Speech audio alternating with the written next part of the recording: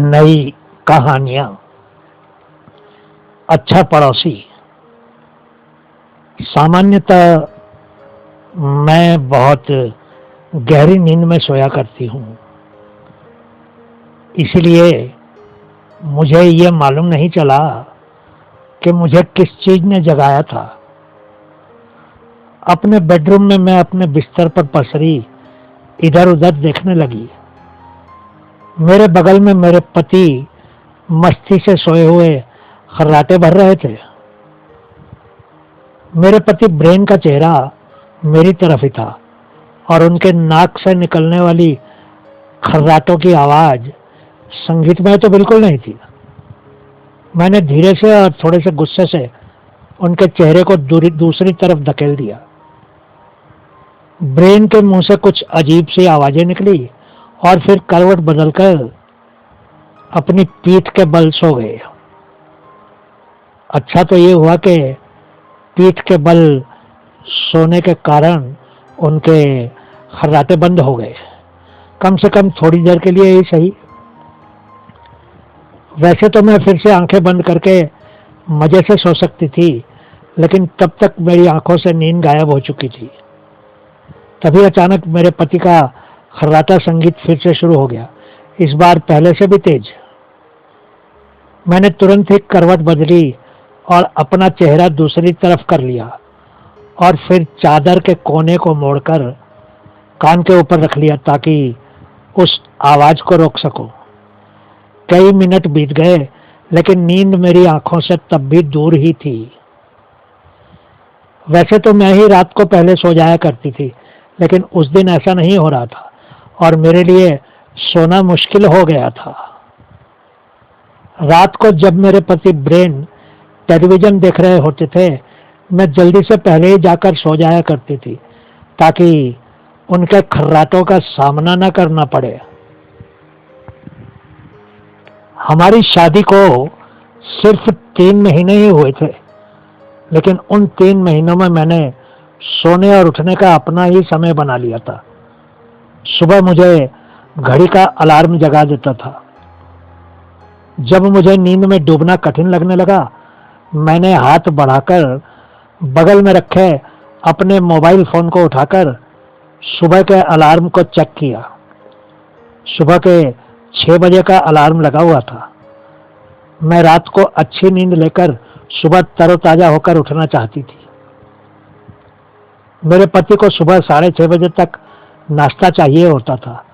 वो पेशे से टीचर है, इसलिए उनको जल्दी ही घर से निकलकर बस पकड़नी होती थी। मैंने एक बार फिर से मोबाइल फोन में समय देखा। रात तो लगभग बीती गई थी। सुबह के 4:15 बज रहे थे। मैंने एक गहरी सांस ली, लेकिन मेरे मुंह से एक आह सी ही निकल गई। नींद नहीं आ रही थी। मैं रात को 9 बजे से पहले सो गई थी उस रात को, और कुछ देर पहले नींद खर्राटों के कारण खुलने से पहले मैं 7 घंटे तो सो ही चुकी थी। वही मेरे लिए काफी था। मैंने एक बार फिर से मुड़कर अपने पति की तरफ देखा। मेरी नींद को बिगाड़कर वो मजे से खर्राटे भर रहे थे। मन तो हुआ कि एक बार उनको गुस्से से जगाकर बुरी तरह से डांट दूं कि कैसे उनके खर्राटे किसी की नींद खराब कर देते थे, लेकिन मैं ऐसा नहीं कर सकती थी। मैंने सोचा कि शायद मुझे फिर से 1 घंटा नींद आने की संभावना तब भी बाकी थी। मैंने आंखें बंद करके प्रार्थना करनी शुरू कर दी। हालांकि मैं ज्यादा धार्मिक नहीं हूं, पर उस समय मैंने सोचा कि शायद प्रार्थना करते करते ही नींद आ जाएगी। तभी अचानक एक चमत्कार हो गया।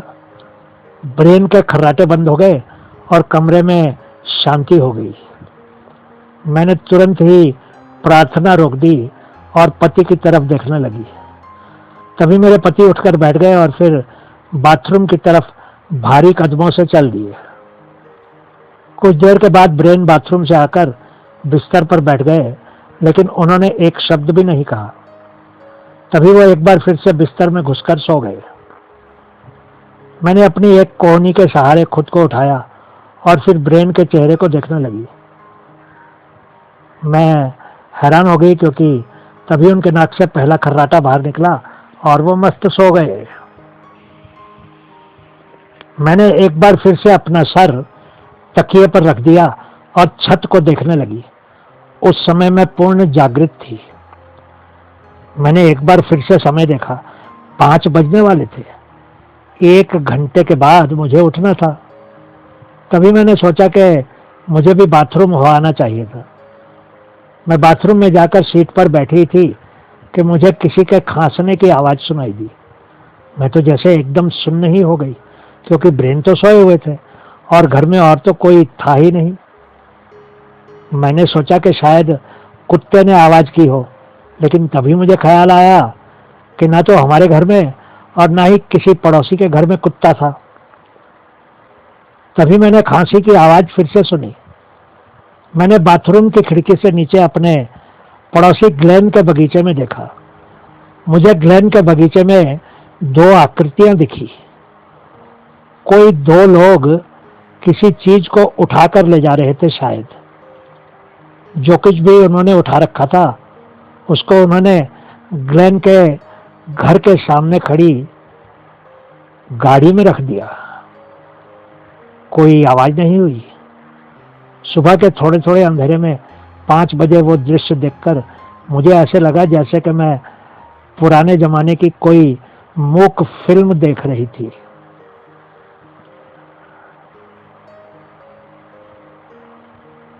वो एक सफेद गाड़ी थी।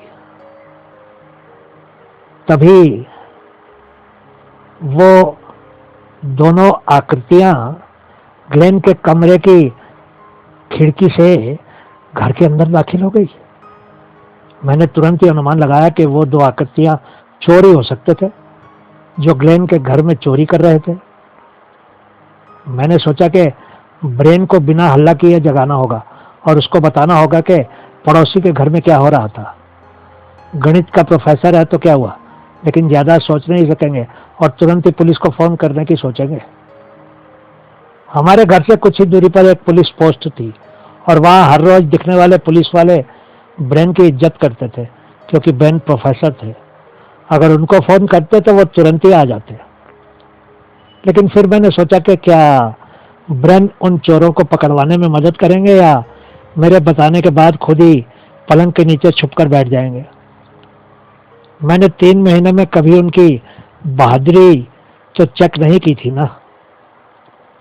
तभी मैंने एक बार फिर से बाथरूम की खिड़की से बाहर देखा। वो दोनों आकृतियां इस बार पड़ोसी के घर से कुछ बहुत बड़ी चीज निकाल रहे थे। वो वास्तव में एक 6 फीट का टेलीविजन था जो हमारी कार से भी महंगा था। मैं ग्लेन की पत्नी को जानती थी और उसने ही मुझे बताया था कि ग्लेन किसी बड़े से पानी के जहाज का कप्तान था और जब भी वो घर वापस आता था उनके घर में खूब पार्टियां होती थी, खूब संगीत बजता था। हर पड़ोसी को वो पार्टियों में नहीं बुलाया जाता था, लेकिन वो संगीत अपने घर से ही सुन सकते थे। वो 6 फीट का टेलीविजन उनके घर में बैठक वाले कमरे में लगा हुआ था। वैसे तो उनके चारों कमरों में 4 अलग अलग टेलीविजन थे। एक बार ग्लेन की पत्नी ने मुझे भी उस 6 फीट वाले टेलीविजन में फिल्म देखने बुलाया था। बिल्कुल सिनेमा हॉल जैसा ही मजा आया था उस दिन। मुझे तो उस पड़ोसी की पत्नी से ईर्ष्या ही होने लगी थी। तभी मुझे ख्याल आया कि उन दिनों ग्लेन तो अपने पानी के जहाज पर ही था और उसके घर में उसके परिवार के लोग मस्त सो रहे थे। तभी वो दोनों आकृतियां उस टेलीविजन को अपनी बड़ी सी सफेद गाड़ी में रखकर फिर से अंदर चले गए।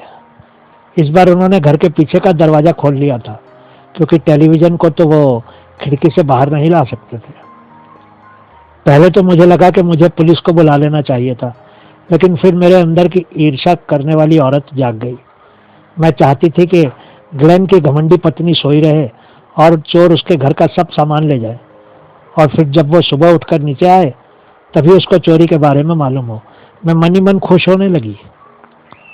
मैं बाथरूम से अंदर बेडरूम में आ गई और बिना कोई आवाज किए चुपचाप बिस्तर में घुस गई। मैं अपनी दुष्टता पर हंसना चाहती थी, लेकिन मैंने अपनी हंसी को रोक लिया। अब मैं नीचे उस सफेद गाड़ी के स्टार्ट होने का इंतजार करने लगी। कुछ ही देर बाद मुझे किसी लोहे के दरवाजे के बंद होने और इंजन के स्टार्ट होने की आवाज आई। मेरे चेहरे पर खुशी दौड़ गई, क्योंकि मैं सोच रही थी कि मेरी घमंडी पड़ोसन के घर सफलतापूर्वक चोरी हो गई थी। जैसे ही मैंने आंखें बंद की, मेरे मोबाइल फोन पर अलार्म घड़ी की घंटी बजने लगी। मैंने फोन का बटन दबा दिया और फोन को ब्रेन के पास रख दिया, ताकि 7 मिनट बाद वो फिर से बजे और मेरे पति को भी जगा दे। मैं तुरंत ही बाथरूम में गई और खिड़की से पड़ोसी के घर की तरफ देखने लगी। ग्लेन के नीचे के कमरे की खिड़की और पीछे का दरवाजा खुले हुए थे। ग्लेन के घर की ऊपर की मंजिल पर तब भी अंधेरा था और मैंने इसका अर्थ लगाया कि सभी सो रहे थे। मैंने जल्दी से ब्रेन के पीछे हाथ से हल्का सा धक्का देकर उसको उठाने की कोशिश की। मैं बहुत खुश थी कि अब उस घमंडी पड़ोसन के घर में बड़ा टेलीविजन नहीं होगा। मैं खुशी खुशी अपने बेडरूम से बाहर आई और सीढ़ियों से लगभग नाचती हुई ही नीचे रसोई में गई। मैंने एक गर्म कॉफी तैयार की और कप को हाथ में लेकर अपने नीचे के बैठक वाले कमरे में आ गई। तभी मुझे एक ठंडी हवा का झोंका लगा। बंद कमरे में ठंडी हवा के झोंके का मतलब था कि कोई खिड़की खुली हुई थी। मैंने देखा कि कमरे की एक खिड़की खुली हुई थी। तभी मैंने कमरे में नजर दौड़ाई तो मेरे तो होश ही उड़ गए। हमारा एलसीडी टेलीविजन, हमारी मेज पर सजा कर रखे गए चांदी के बर्तन, स्टीरियो सिस्टम, सभी महंगी चीजें गायब थी। मेरे भी घर में उसी रात को चोरी हो गई थी।